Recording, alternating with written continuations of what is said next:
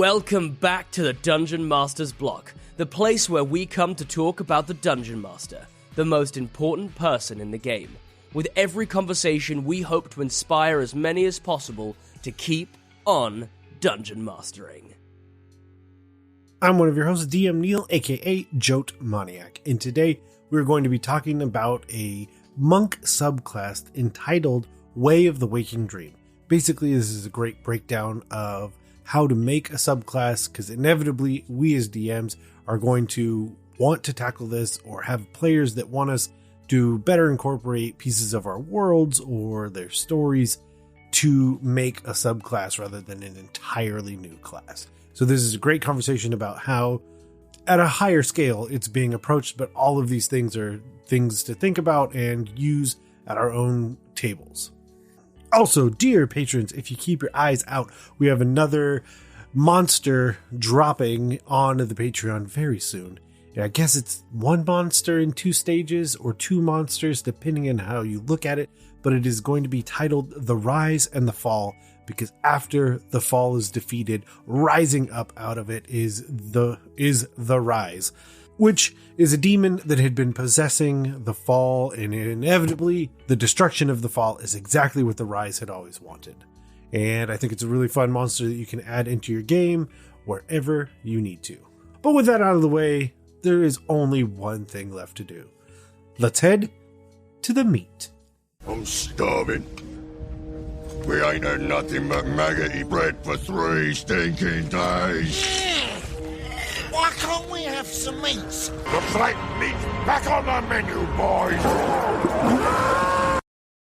So today for the meat, we have a full house. I am very excited for the conversation, marginally less excited for when I have to edit all of this, but we have the minds behind Surviving Strangehollow, and I'm just going to let you all start introducing yourselves, and then we'll start jumping into the topic at hand. Jason, you always talk first. I'm just expecting. I do always talk first. You're right. I can't. I tried really hard to not talk right there. I'm Jason. I am one half of the publishing company Accidental Cyclops, and my partner is down on that corner from me. Well, I'm up here in mine, but I don't know. I don't know where we are on each other's screens. But I'm Mikey. I'm also with Accidental Cyclops, and we have with us our lead designer, Surviving Strangehollow, Sean Merwin. Sean. Yeah, I'm happy to be here. I was on the show once. I don't even want to say how long ago it was because it was that long ago. But I was brought on to this project, Surviving Strangehollow, when I met with Jason and Mikey at Gen Con.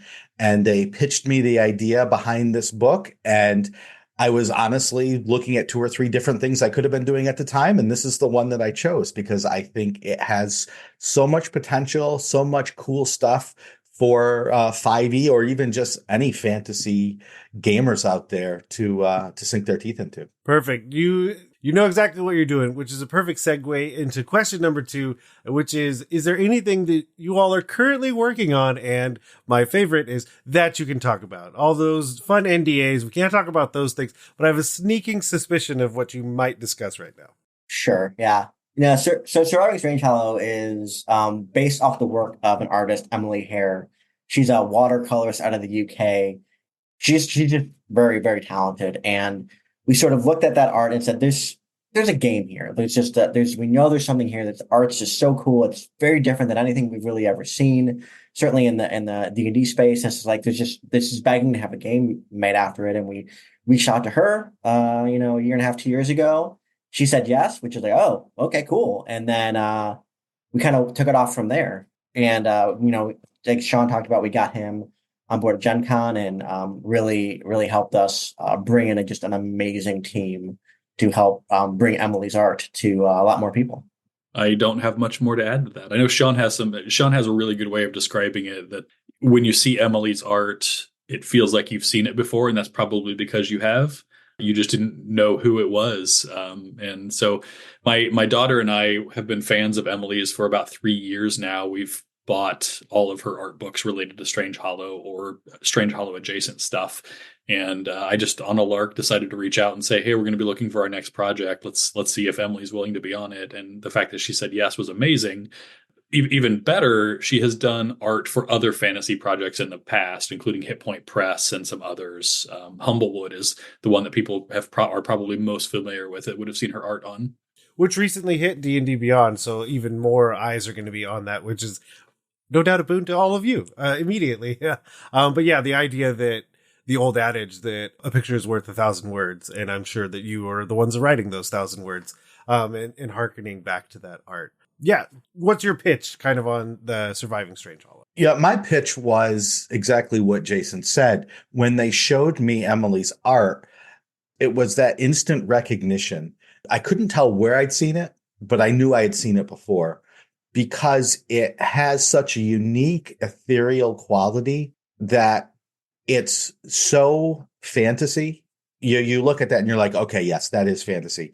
But it's so different than anything that or most things that you get from typical 5e D&D settings. And so I'm always thinking in terms of challenges, right? What's the challenge? What's the thing that hasn't been done or hasn't been done really well yet? That's what I want to work on next. So I saw that art and I said, yes, we need a setting and a game and rules and mechanics and stories that are going to back this art up, that are going to bring the art into the forefront of players and game masters, the stories they're telling, the challenges they're facing, and we need to bring this as quickly as possible to the 5e world. So that's what we're in the process of doing right now. That is awesome. And like you said, having that evocative art that really sells. Because when you said it, I also think of the idea of being able to see a piece of art and think to myself, oh, that's 5e art. In the same way that I almost feel like I can see a piece of art, probably the one that is my background, and be like, oh, that's magic. That's on a magic card. Those they have this certain aesthetic, and rightfully so, because they want to fit the mold of what they've produced so far. But yeah, to find that evocative art to then really draw people in and then back it up with, story and mechanics and things like that. Yeah. And that's sort of the approach we've taken with this book is I'm calling it like a top down approach where it's like, we have the art.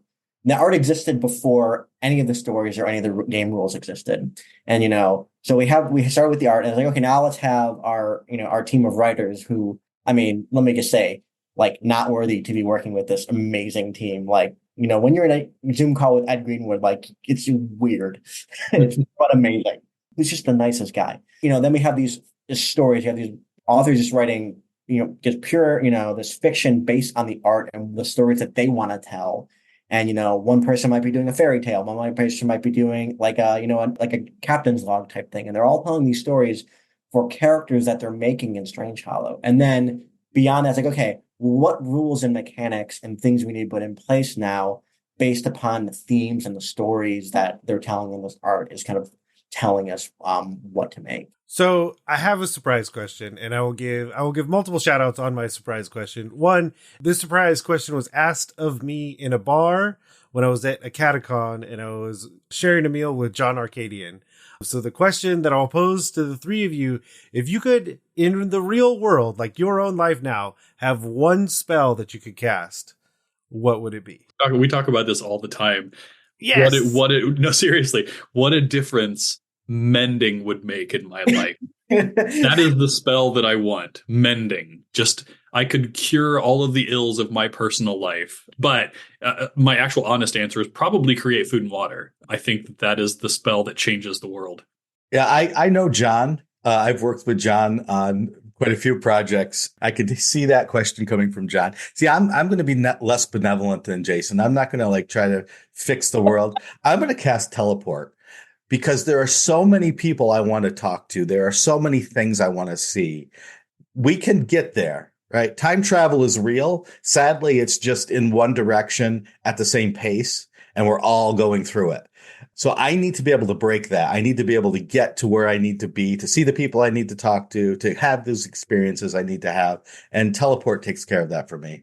Teleportation is the best power. Like, if superhero power, teleportation is at the top of my list of powers, but I can't pick teleportation because you did. I'm going to go less benevolent to the world, more personal satisfaction, which is unseen servant. Just something that's going to fold my laundry, do my dishes, and just not have to worry about that stuff. That's kind of nice. Also, Sean, as soon as you started saying it, I really thought it was going the opposite direction of there are people that I don't want to hear from and don't want to see, and you were teleporting them away. So, I mean, both sides of that coin seem to work out. Yep. That's true. Teleport self and teleport other, Yep. I guess that works. Yeah, and during our discussion, I am kind of afraid of having any high-level spell just because I don't want to be what people seek out in the world. So I do lean certainly towards the other side. And I'll take this from my own father. One of the things, not that he was certainly like the most nerdy or fantasy oriented guy, but if you ever asked him about a superpower or anything that he wanted, he would always say to speak every language. He said that it would open countless doors for you. So I think for me, going that direction of having comprehend languages, because I think there's so many things you could do, so many people that you can talk to, and like things that you can figure out from ancient history, brand new things. So yeah, I think I will go with comprehend languages and hope that I do not become a person that is sought after for this skill too much. Man, I'm on the phone call with the wrong people. I picked the thing that makes me a slave to the world to make the world a better place, and you all are like, man, I just want the power. Just give me the power. I'm midway. I'll use it for good, but I'm going to hide. I mean, I like that. That's fun. Well, so with that out of the way, and a huge thanks to John for that question, always kind of sitting in my mind. One of the things we're here to talk about, the Way of the Waking Dream, a monk subclass that's going to show up. But one of the reasons that I wanted to bring you all on to talk about it is because I feel like it is a true inevitability of anyone that is running a game for any amount of time that you are probably going to decide to homebrew a subclass. I just think that because it's not a whole class, I think that feels very daunting for someone to tackle, but you're going to think about the concept of why are monks different in my world? Why are this set of fighters different in my world? Why are these barbarians from this specific tribe? What are they doing? And you're going to most likely create something with your players. So the idea of having that discussion about kind of how you all came to the decisions you did, I think is a really good one. And also I really like this class. So again, if nothing else, the podcast is just a win for me and no doubt everyone that listens. So I guess based on that sentence there, what was kind of the reasoning behind coming up with this subclass? So I initiated the creation of this subclass in part because I have a fascination with dreams as a game mechanism. I think they are great for game mechanism, not like a rule mechanism, but as a story mechanism, I guess, more than anything else. We've created a feat that is dream-based, tinkering with this subclass that's dream-based. And for me, making this a monk subclass that accesses their own dreams to empower themselves makes a lot of sense. And it also fills a gap that monks have in my mind, which is D&D focuses on the martial capabilities, but not the cerebral or emotional or esoteric capabilities that are non-combat based. And I think monks are so much more broad than that. I think that was particularly the Eastern monk that it's patterned after. If you want to throw in more Western monks, it gets even more, sort of academic in that way as well. So there's a breadth of monks in the world that we could be accessing, and D&D has chosen to pick Jet Li. That's their monk, right? And that's fine. They are fun to play. They're fun for combat. But for me, there needs to be another layer there. And I wanted to jump into the idea of meditation and accessing your subconscious and being able to use that for things inside and outside of combat to just really just create some more breadth there. What Jason's talking about is one of the three pillars for me of creating D&D rules. And I call it the 3 Fs. The first is flavorful. The second is fun. And the third is freaking balanced. Flavorful being tied to the setting in a way that illuminates the setting using the rules. Fun is just, this is super fun for me to play as a player at the table. And freaking balanced is bridging that gap to make it something that is good to play. It makes the players feel like they're contributing, but not overpowering the entire game because of it. And so often we see rules design just be about the power, and that's fine. And it has to be a part of the game. But I want these rules that we're making, whether it's subclasses or feats or new abilities, new classes, whatever, to really hit the other 2 Fs, to be flavorful. So when I see Jason's idea of dreams being important, dreams now have to be important to our setting. Otherwise, the subclass will still be great, but it's not going to have the same resonance when a player picks it than it would just because if they're picking it because the powers are cool. Yeah, and I think it does. It's important for us to say all of this is still in draft status. There's a lot of play testing that needs to happen, and we've got some people that are more talented than any of the three of us that still need to look at this stuff and dev edit it to make it really, really good. But Sean is right. It needs to connect to the world at large, the world that Emily has imagined, but that we're trying to augment for D&D. And there are so many non-combat things that are dangerous that we are bringing into Strangehollow. And the idea that we are trying to elevate the game, the play, to something more than hit points and armor class. I think this subclass plays into that at a spiritual level and at a level of that makes you want to understand what's happening below the surface of Strangehollow. Yeah, and I love the idea of layering in it also made me think of the pillars, but layering in the idea of dreams during combat. Because one of the things about combat is I'm prone to it just as much as I'm sure everyone else is. We start to just get into number, and that's kind of combat. But the idea that as that character maybe once or more per round, we're going to start talking about dreams. We're going to start having albeit small, but still important narrative discussion about those dreams and what their meaning and then their direct mechanical effect while you're in combat, and being able to layer those things in and have those touch points to then have subsequent conversations after the battle. I just want to figure out how to do that all the time, because I mean, I've certainly had it where a PC and an NPC have a conflict and then two of us are yelling at each other about that, in the combat, but I find that rare. So figuring out ways, like you said, to have it be balanced, but also have flavorful combat, I think this is a really, really interesting way to go ahead and do that. I mean, and I'm envisioning a monster that steals your dreams. All right, you get bit by this monster, you fail your save. It's taking your dreams. What does that mean to you? How do you get your dreams back?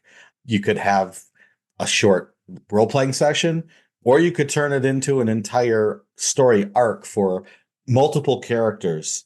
And that's, one of the things that we are looking at as we build this world for Strangehollow. Yeah, and when that creature steals your dreams, maybe you're having to make some sort of wisdom or constitution check to actually engage in long rest, because you are not getting a rest because you're not getting your dreams. And what are the ramifications for your entire party because you can't get that complete rest, and how do you deal with that?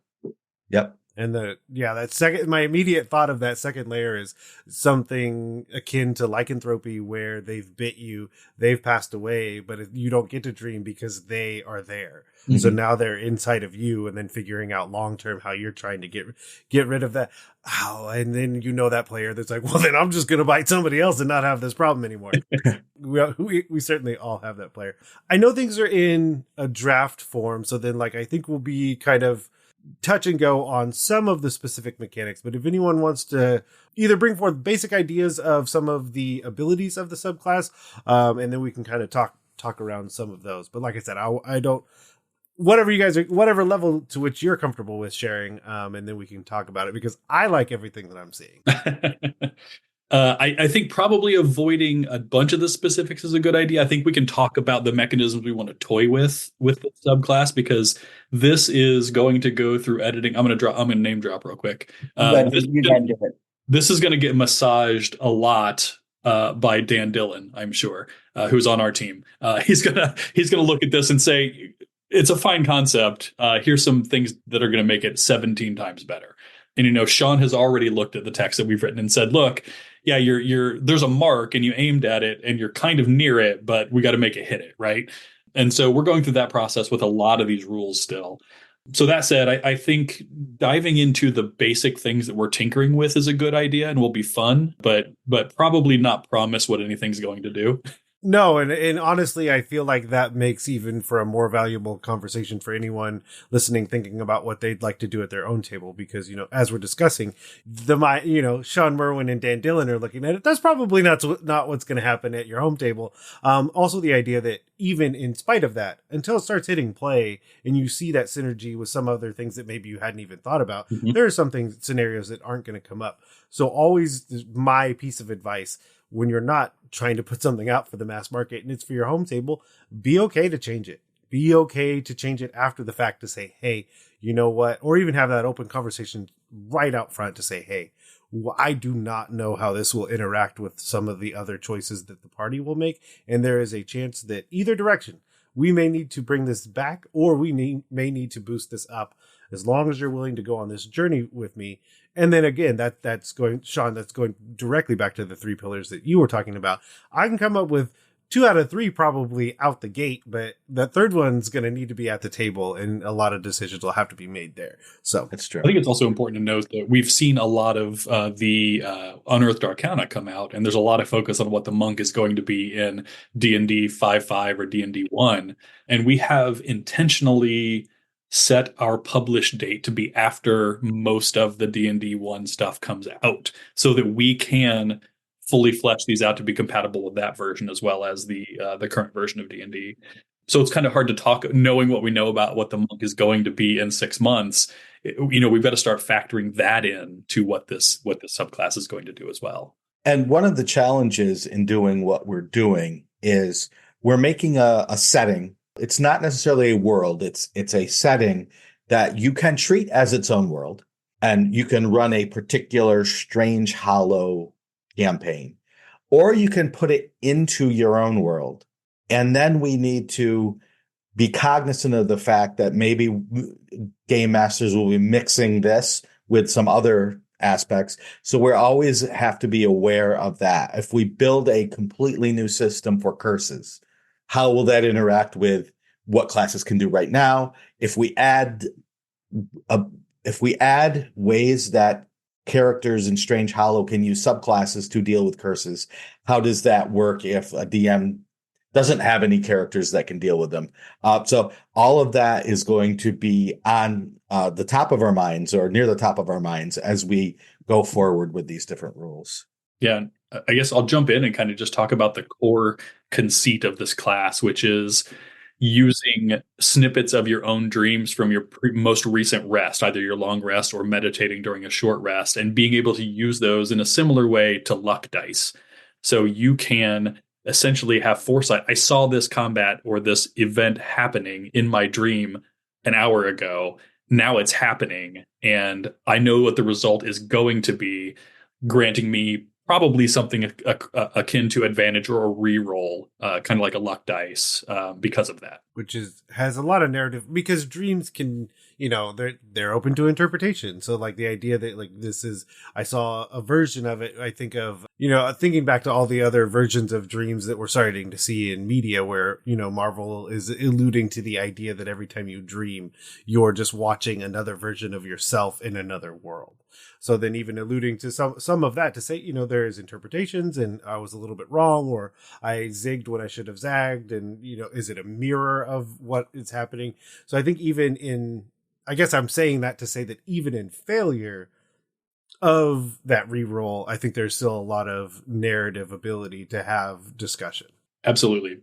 Even if you remembered perfectly what your dream was, it doesn't mean that that dream was accurate in the way that the real world, we think of the real world as being real or accurate, right? It was my subconscious interpreting a stimulus that may or may not come to pass, and me making a choice based on a stimulus that may or may not come to pass. There's a lot of gray area there. Like you said, the luck dice component, but then it's also potentially tying back into the mechanics directly of the monk. I guess, do you think the feel is on table? Like, what do you want the monk class, this specific subclass, to kind of feel like in play? Because like you alluded to originally, and I've done this, it's really not hard to scrub most of the things off of the monk class and me just say I'm a brawler. Like, it's the current version is relatively close in that is very attainable to kind of just say no, and I just punch things. Mm-hmm. So what is kind of the at table feel of the subclass you were going for? I think it's a reflective character. This is the sort of when you adopt this subclass, I think it's level 3 when monks get their first when they dive into their tradition, right? And for me, it is a character that's focused on being reflective. It's probably like that high wisdom character. You know, you're going to build a monk with a high wisdom anyway, but really focusing on that as your core identifiable attribute. And you're someone who is analyzing situations quietly and trying to suss out what are the motives of the people around you, what are the most likely circumstances. Maybe you're looking at the world sort of geometrically in a way too. It's like, I'm standing here, if I need to, I can throw this apple and bounce it off that tree and hit that guy in the back of the head, right? You're looking at all the situations from every angle that you possibly can. And to me, that's the sort of insightful, reflective character that I think this subclass lends itself to. The other thing is having the person that's playing this class also has the opportunity to decide how they dream. Mm-hmm. Because while we have kind of pointed to the idea of, I saw something, I saw this happen before, there's nothing to say they couldn't have thought, or every time they dream, everyone is an animal. Or every time that they dream, it is like you said geometrics, and it made me think of kind of like what if it's a trippier version for them, and it's fractals and geometrics and things like that. So then they have those angles in that, in their head, the math of it. But then again, sometimes it's very difficult to interpret those things. So the narrative options continue to grow as our discussion moves forward, clearly. And the thing that I didn't mention earlier is we're tying it to key as well. So to be able to do that ability to access those dream, I don't know what to call them right now, dream dice of some sort, luck dice, you're spending key to do that too. So you are tapping into that core mechanism of monks too. It's not disjointed. I think you brought that up in saying, what are the core mechanisms of monks? And that's how this ties to that. This is the perfect example of moving between these 3 pillars, right? You think of the flavor that you want. All right, we want dreams. What about nightmares? Are dreams different than nightmares? Do we need to put in a nightmare mechanic along with the dream mechanic? So you start thinking in terms of flavor. Then you're like, okay, how do we do this? Is it rolling extra dice? How complicated do we want to make it? Do we want, when you wake up after a long rest, to flip a coin or roll a d6 and see whether you had a dream or a nightmare? And does that change how you can change things? The Circle of Stars Druid has a wheel and a woe omen, which is exactly that. For wheel, then you can help people. If it's woe, you can detract from people. Does that come into play? And then it comes back around to the fun. Okay, is that fun? Yeah, okay, I think that's fun for a lot of people. It gives a little randomness to it. All right, now let's take that to the flavor side of things. What does that mean about dreams and nightmares in Strangehollow? And you just keep going around in circles with your design as you touch on all of these different points, and it builds up and builds up and builds up until you have like the perfect rule set for the thing that you're trying to employ in the game. Well, I mean, especially when you're introducing something new, one of the big things is certainly whatever player has made this choice, have all of the discussions we're having right now, you need to have with that player. That way it's, oh man, because I don't know that I want to be overly surprised by, but from like sitting on the other side of the screen, I don't know how shocked I want to be when a new class is introduced and the way that the person wants to introduce dreams, for 2 reasons. It's like, one, I don't want to feel like I'm caught unawares, and more specifically for me, I don't want to feel like I can't help them because of that. Like I can't help them do those pillars, that fun and flavorful, because I was so unaware of how they felt this class should operate. And while this one, I feel like it leans a little bit more that direction because of how varied it can be. That's true of everything. It's true of every fighter. That's true of every class that shows up. If you're not having those discussions with your players, there's things you'll be surprised by, and maybe you get lucky and you're able to move that forward. But if you're more aware, you can start to just layer things in that'll already play into exactly what they want. Yeah, what I see happening at the table is if I'm playing this monk and I want to use this ability, the DM says, okay, well the orc caught you in the shoulder with its axe, and I'm like, no, that's what happened in my dream last night. What's actually happening is, and then I roll again, right? I spend my key and I roll again, and I'm like, I learned from my dream. I knew what was going to happen, and now I'm altering my play. And I get to introduce, a little bit of the fun mechanic in that, that's a cool story and all, Mr. DM, but here's what's actually going to happen. And then, calling out and making that fun and saying that orc takes that swing, but I deflect the blow, which the new monk coming out apparently can maybe deflect melee attacks, which is fun. And this time I'm successful, and that's what this looks like. Yeah, or even having, just some level of damage mitigation, like in the idea of that you can deflect the blow, but it's not so much. So, the orc hits you square into the neck and you said, no, a scratch on my shoulder, something to that effect. And yeah, the idea of, I love turning it back. I'd love to have it turned back on me because that's fine. As many things as I throw at my players, I need something for them to verbally throw at me, not physically throw at me. So the idea that they could then have that back and forth, and I think that's, I know for me that's an important piece, because if it really just is me saying things, I don't know. I have the podcast for that. That's why I don't. That's why I don't necessarily. The whole thing is I want the back and forth, or else I would just be a player. I don't know. You guys get what I'm saying. If there's not a back and forth, it's not fun. The pillar's gone. Yeah, I think it's more about like when we're kind of reframing how when we play games and someone who's dungeon master. It's not the dungeon master versus the player. That's the dungeon master is kind of in service to the players. But we're all trying to tell a story. The game master, dungeon master, is coming up with the story beats because somebody has to know where the train is going. But the players and the dungeon master are all interacting about how does this work? Well, this thing happens, and okay, that's interesting. Well, what about this? And it's a conversation, kind of living back to your earlier thing about well, I'm going to make up the subclass and it might not work, and just being open to that conversation about how to move the game forward and move the character forward, and being oh, well, what if we do this or this? Oh, that sounds interesting. Let's do that. Okay, cool. Let me go in that direction. And I think it's the larger trend of, and D&D is doing this now too, giving opportunities for player agency in that story creation process. And little things like this can do that to some extent. The system needs to support it, obviously, but there are little things you can do with the monk class in this regard, with this power, or with the luck mechanism, or whatever else you're talking about with D&D inspiration, where you are saying, I want to take a little bit of narrative control. I'm going to use my inspiration die or my luck die to change the course of the story to a way that's more fun for me and hopefully everyone else. And so I guess a little bit of how the sausage is made on this particular podcast is, I've seen the basic mechanics of the current draft of this subclass. And what's interesting to me is that I can already see the narrative development behind leveling up in the subclass, if that makes sense.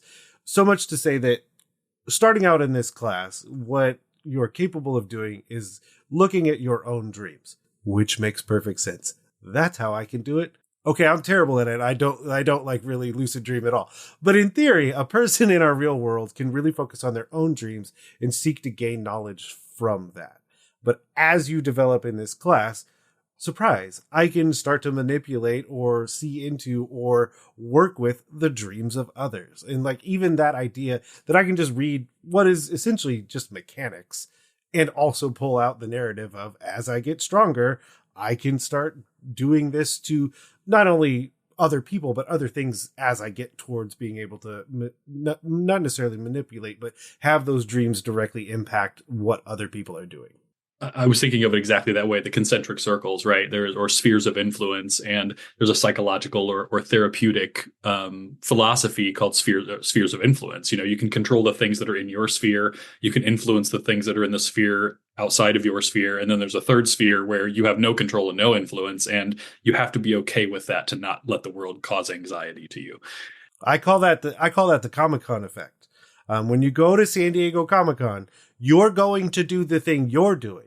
And you can go with the other people that are doing the thing you're doing. And over there are 10,000 people and you don't know what they're doing. And you need to not know because you need to go where you're supposed to go, or you don't get to see the thing that you want to see. Yeah. There's also, it's Mikey's going to like this story or this concept. It's sort of the, I'm at a Pathfinder Society table at Gen Con, and my sphere of influence is I can control my actions and my behaviors and have fun with myself. I can influence the actions and behaviors of the people at the table. That storyteller is beyond my control, and they always suck. That's That's my experience. Only when you're at the game. When you're not at the table with me, I have good DMs and storytellers. Right? You show up at Pathfinder or D&D, and it's But yeah, you nailed it, Neal. This is really about that concentric circle philosophy. You get to sixth level and get that next realm of power, which is accessing the dreams of those close to you, your forebears. You can access some of their skills and abilities for short periods of time by again spending your key and getting into their dreams and accessing those things. And then as you go farther, you get to the dreams of others, right? Those that are around you, and you can manipulate their results by manipulating their dreams. it's really fun when mechanics like that build on each other, where it feels like it's an evolution of a power. Now it's like I can do thing X, and now I can do thing Y. That's totally different than thing X. It's like it feels more like an evolution, and it feels more narrative in that way. And it's like sometimes, and I'm not saying like sometimes it's like, oh well, I'm a level 2 wizard and I'm a blade singer, so now I can just wear armor. It's like how do you make sense of that at a table narratively? It's like it just happens versus this. It feels like that natural progression that like, oh yeah, you can do this now. That makes sense, kind of a thing. So one of the other questions I realize I have not touched on in any way, shape, or form, but I think is important to the discussion is, so how do these monks fit into the world? Because that's another important question that everyone homebrewing is going to need to homebrewing, or even, dropping this directly into their own game is going to need to answer. Is it super prevalent and you're going to find them in every large town? Is it on the top of this one very specific mountain, but at the same time, they're well known because they travel a lot? Or is it, this is the first and only you've ever seen? Kind of those kind of things. It's a great question there, and I can't give you a 100% answer, in part because of the nature of the Strangehollow supplement, which is we want it to fit into anybody's world. So we've designed or are designing Strangehollow such that it is mostly wilderness. There are a few places where inhabitants are permanently located. By and large, it is a transient population of people who are exploring and probably attempting to exploit Strangehollow in some way. And so that makes it hard to talk about populated areas intentionally, because we want narrators, storytellers, game designers of their own to put their own homebrew, put this inside their own homebrew world with their own cities and towns. And this is a remote place near that, right? All that said, my imagination of this is that we will create some kind of temple somewhere, some kind of monastery where you go to train in understanding dreams. And it's in or near Strangehollow because of the specific magical energies at that node of that part of Strangehollow. Yeah, I couldn't have said it any better, right? That's what we want to put it out there so game masters can take the idea and mine it for their own worlds. But we also want to tie it directly to Strangehollow in a variety of ways to give a real impactful story reason for these things, maybe not being anywhere else in the world except for in the vicinity of Strangehollow. I like it. So we're starting to come around. So one of my favorite questions that I get to ask is there any air quote homework that we can give our listeners to kind of start to get some ideas about this? I have already come up with what is now an unreasonable list in my head. So I can certainly kick us off of things that either they could read, that they could watch, that they could just experience in general to just kind of get a better idea. The one I just thought of as we were just talking right now was the first Christopher Nolan Batman movie, when he goes and like they use the flower, like the idea that learning more, basically forcing you by some metric or mechanic into the dream state while being monitored by someone.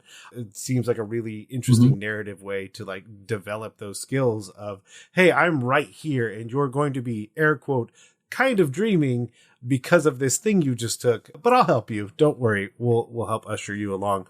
And then the other one I thought of that I had watched recently when you talked about the ability to think of the dreams of the forebears is Echo. Oh yeah. The recent Marvel series. I think that's a really good touch point for anyone that wants to see a really well done version of how that can happen.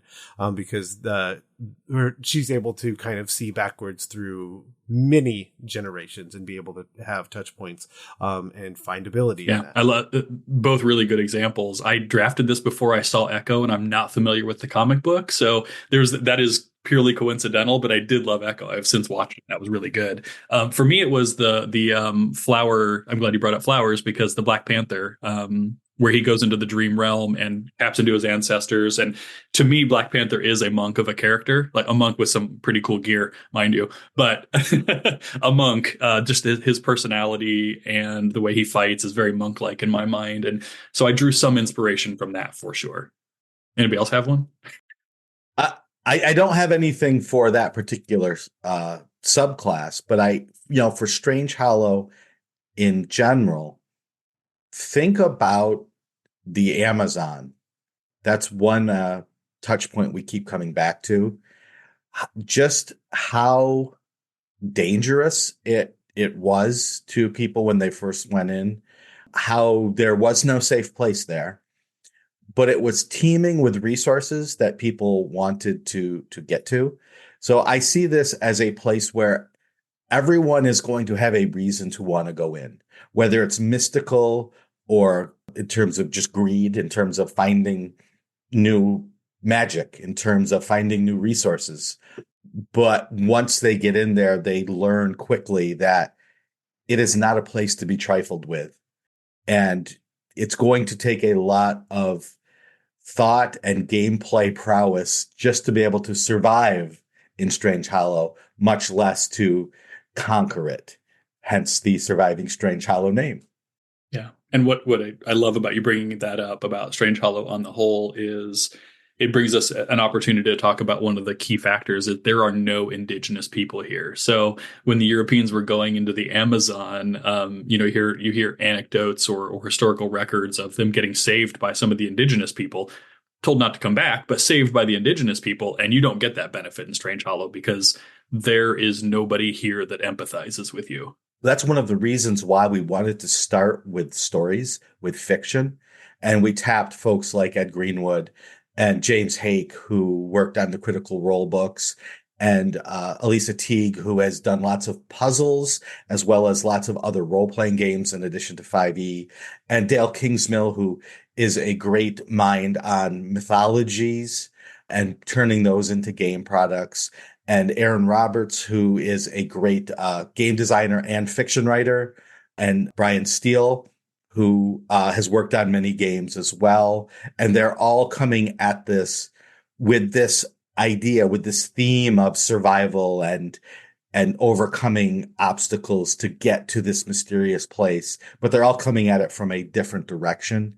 And it's been fun to see their outlines and see their work in progress as they tell these stories that I think players of games like D&D are really going to enjoy and want to tell stories of their own in similar veins.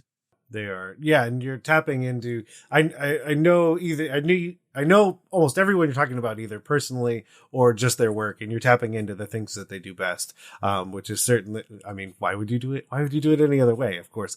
The other one I thought of, and if you haven't seen it, it's an absolute must watch. It's a bit aggressive at times, of a show, but if you have not watched Scavenger's Reign, it's kind of that same concept where basically a ship lands on a planet and there are basically no other, not sentient, but sapient life forms really there, and they're having to navigate what do we do to survive and how do we adapt to this world with the resources that we have basically no understanding. I don't know if people can see that I'm literally holding up a text chain from today where a buddy of Mikey's and mine sent us and said, you guys got to watch Scavenger's Reign. It's really good. Well, I agree. I don't know who that person is, but yeah, I agree with them wholeheartedly. I had to stop myself from watching it in its entirety. But yeah, I think that's another really good touch point for arriving somewhere that is. And it's an interesting concept because I feel like this will probably harken to what you're going for. It's not that it's inhospitable. It's that in many ways, you're a foreign object. In the same way that, if you get an eyebrow piercing, your body will eventually push it out because it's a foreign object in your body. You are arriving to a space and place that you don't understand, and you are not working with it. So it is working against you. That's how this functions. Yep. All right. So the final question is, where can people go, either to find all of the work that you're doing, or if we want to point them specifically to Surviving Strangehollow, just kind of hit me with the interweb links and all of those things. Yeah. So we launched on March 5th. So we're a few days in. Things are going great. We have to assume we were this beforehand. I think 5 days into the campaign, we're doing awesome. And I'm putting that out there now. That's my projection. That's the energy you got to put out into the universe, Jason. It's the dream you had that you were projecting forward. That's absolutely right. Nice. Yes. I think I like it. Live on Kickstarter. It should not be hard to find. Look up Surviving Strangehollow. Links will be in the notes here, I'm sure. You can find out more information about the project without going to Kickstarter by going to accidentalcyclops.com. You can also find us on Facebook and X, which hurts me to say, but I did say it before saying Twitter, so I'm proud of myself. And we are at Fun with one I, an I spelled out as in the organ on your body. That works. Okay, well, I can't wait to see it. I can't wait to see more of it. And of course, like you said, there will be links in the show notes. And hopefully it's not an undisclosed amount of years before we have you all back on. Thanks for Sounds good. We appreciate you having us on. Yes, thank you so much. We just want to thank the team from Surviving Strangehollow for coming on, talking us through the iterative process of the Way of the Waking Dream, and especially with an opportunity to talk about it when it is in its earliest stages and those conversations are still being had about how to further develop it. And if you head over to Kickstarter, I can tell you right now, it is already funded and just going to be breaking through whatever stretch goals they set forth. But if you wanted to tell us about a subclass that you've added to your world, we would absolutely love to hear about it. And you can do that at dungeonmasterblock@gmail.com. And of course, if you head over to Apple Podcasts or your podcatcher of choice, leaving us a rating and review, we'll love it. We will absolutely love it because it helps defeat the evil algorithm. That's the next monster we need to make for the Patreon. First name Al, last name Garithim. Or would you just call it Garithim? Close enough. And of course, you can follow us on social media. Just look up Dungeon Masters Block. And of course, on Twitter, we're at DMS_block. And we recently joined Blue Sky, Threads, kind of anything we can find. We're usually there, and you should be able to find us. But of course, as always, we're a proud member of the Block Party Podcast Network, where you can check out other shows like Detentions and Dragons, Dungeons and Dragons and Daughters, and more. Dear listener, we want to thank you for listening to the Dungeon Masters Block, the place where we come to talk about the Dungeon Master, the most important person in the game, the only person capable of playing God, killing characters, and lowering the ego of everyone else at the table. I'm DM Neal. Good night, good luck, and keep on Dungeon Mastering.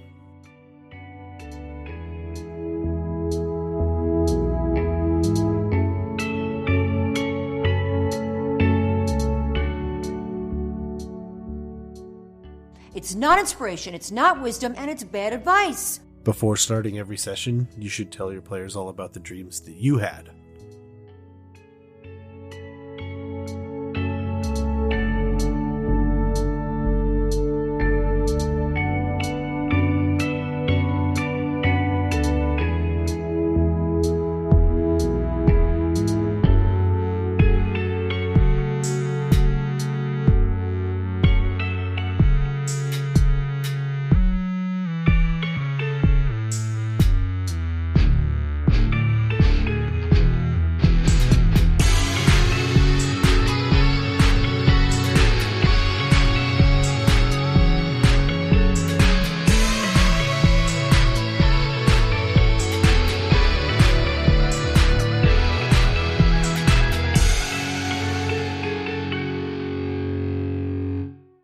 Goodbye.